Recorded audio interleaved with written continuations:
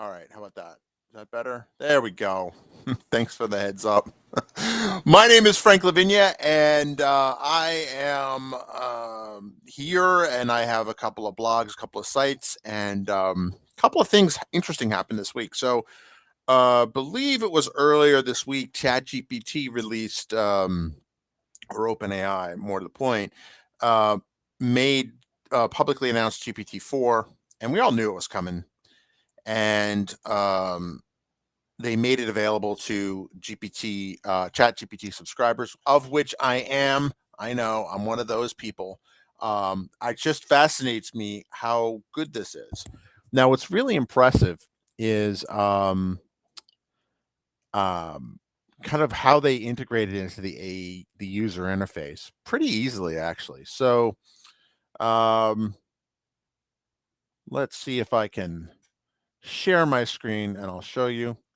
I think a lot of folks have kind of talked about this quite a bit. So if you notice, the default here is GPT 3.5, which is essentially the latest model that they've come up with in that family. And I can now kind of not just do that, but also choose the model that I want to respond to. Now, it is interesting, and I'll talk about this mimicry and the code that's generated. But there's a long story for that.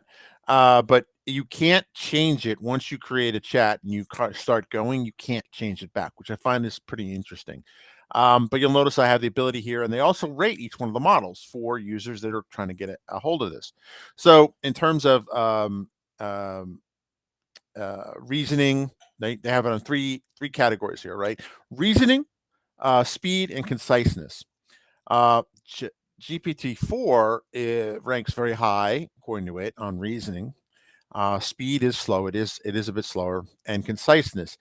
Um, I would say that I don't know if I would use conciseness, but it is definitely more cogent, right? You don't get as many of those kind of loopbacks and kind of self-referential kind of. It doesn't repeat itself as much. Maybe that's what they mean by conciseness. Conciseness. Well, I can't talk today. Um, Fun fact, my maternal grandmother was born in Ireland, so St. Patrick's Day and is a celebrated holiday in my house. And we actually found this house that we live in now a year ago today. So it's kind of special this year for a couple of reasons. All right, so if you pick GPT-4, and let's do it topical, right? Write a St. Patrick's Day greeting. I don't have installed in this computer another product called Voice AI, which is just phenomenal in terms of what it's able to do. You can download voices. The two free ones are a pop star, which I can't exactly tell exactly who it is. Maybe that's just a sign I'm getting old. And then the other one is Joe Biden, and it sounds pretty good actually. There are other things to let you know that it's definitely not him speaking. I've seen a couple of YouTube videos where they quote him on that. May the luck of the Irish be with you and always today. We celebrate rich history and vibrant culture of Ireland. Let's raise a toast to good friends, laughter, and a wee bit of magic. Slent. I think it's slente. And it's interesting. It puts in the emojis now. I don't remember the other one doing that. All right. So now let's see if it does this. Say it in Irish. Grandma actually did know Irish. There you go. All right, so I know some of those words. That means the festival of Patrick. Um, yeah, Patrick. Sona might be Saint. I don't remember, but I mean, it's doing a pretty decent job. I don't know enough Gaelic to know how good that is, but I do know a couple of words. Fela means party or festival. So some of it I have seen before. Um, so it, I do have a meeting I got to go to in a few minutes, but I wanted to kind of talk about that. The other thing I want to talk about is I believe I wrote it on Frank's World Day. Oh, this is a very interesting turn of events. Microsoft, um, Microsoft is a big investor in OpenAI. I don't know if there's any rumors. I don't work there anymore. I'm not even a shareholder anymore. But their investment, there's my bot. Even my AI is getting out of control. This is an interesting notion, right? And this is the next logical step, I think, for their partnership with OpenAI, um, is the ability for it to be integrated with Office, right? I've heard rumors that I don't run Windows 11, but that's a story for another day. But I heard rumors that there's some kind of integration now with Windows 11. Um, it's okay. I'll pass on that one. But what's interesting is the promotion of not the promotion, but the integration of OpenAI into Office. That's brilliant, right? Say what you want about Microsoft or whatever. Office is pretty much a very dominant worker information worker productivity tool, whatever the buzzword is. I run it on my Mac when I'm running Linux on some of my hardware because again, it's a Windows 11. I'm not migrating to Windows 11. Um, uh, I can run Office in a browser, right? Which was a brilliant decision. So Office is something that I can detangle myself from Windows. I think I've seen that over the last year. Last year I gave up Windows for Lent. I have a number of computers that are not eligible for Windows 11 upgrade, that I'm just going to move to Linux once Windows 10 support goes away. Uh, but I can still use Office. Yeah, I know there's LibreOffice. I know there's open source alternatives, but there's just it's a lot harder to untangle, particularly because my family, we have our own private, Office 365 or M365 tenant, that we have kind of shared calendars, SharePoint sites. I know it's extremely nerdy. I know, but it's going to be a lot harder to detangle from that, which I think does tell a story about data gravity, right?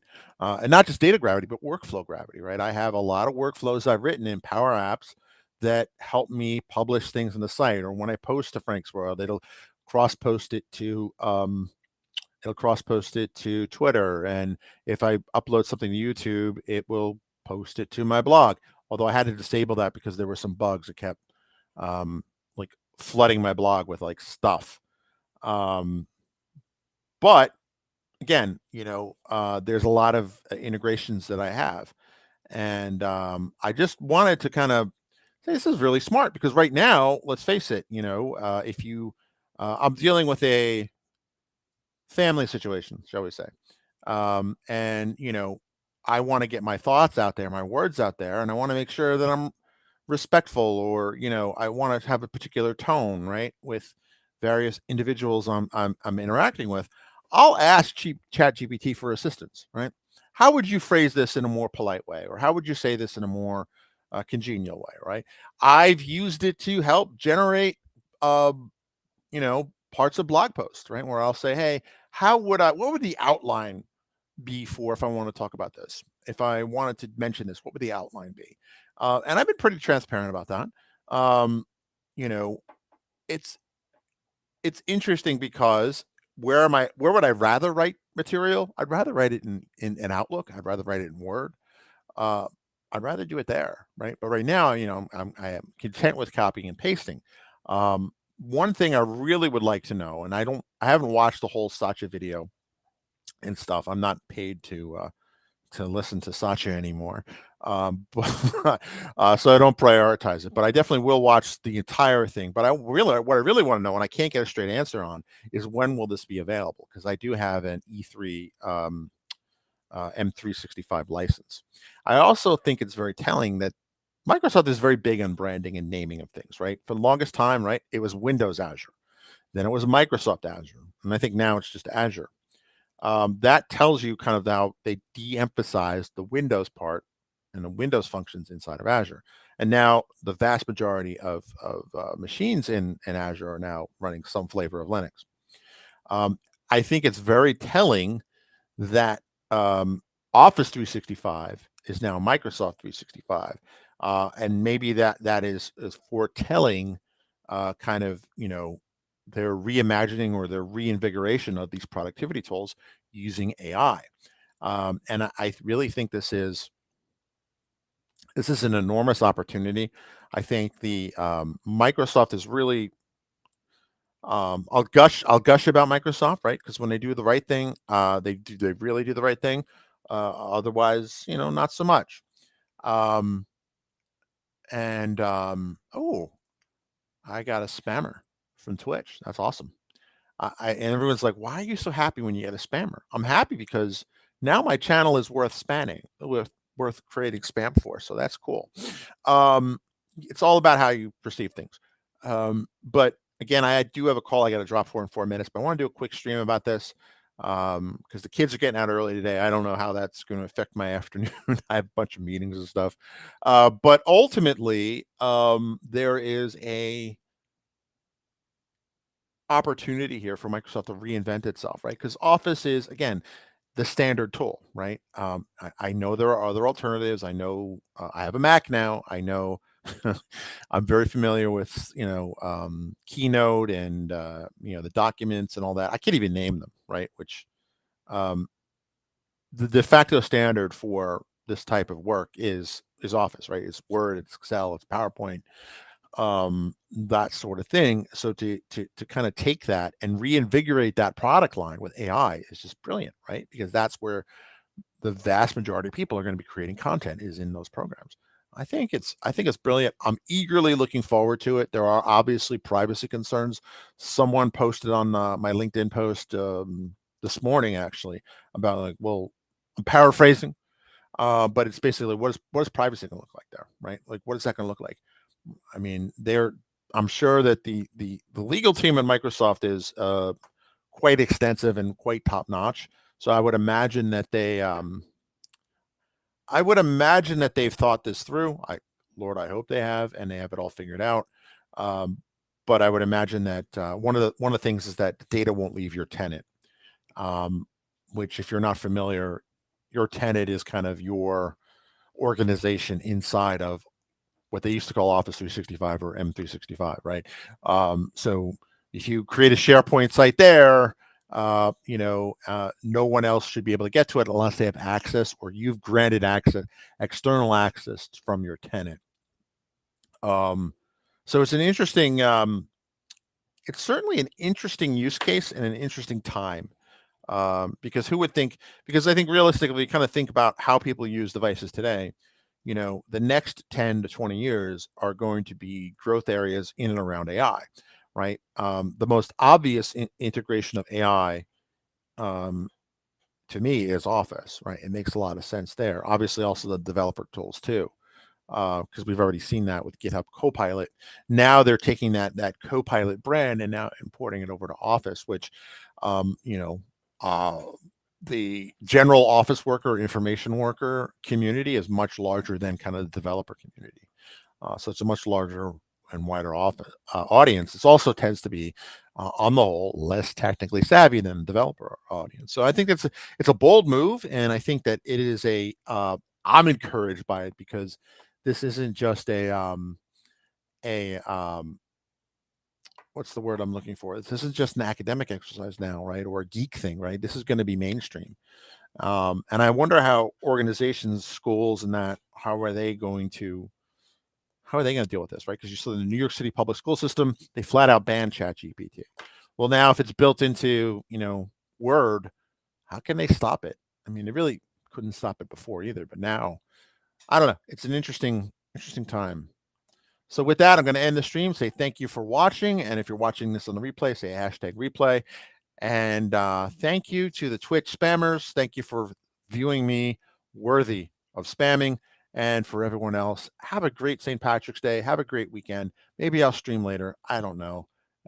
If I find something green to wear, I will stream. All right. Happy St. Pat's.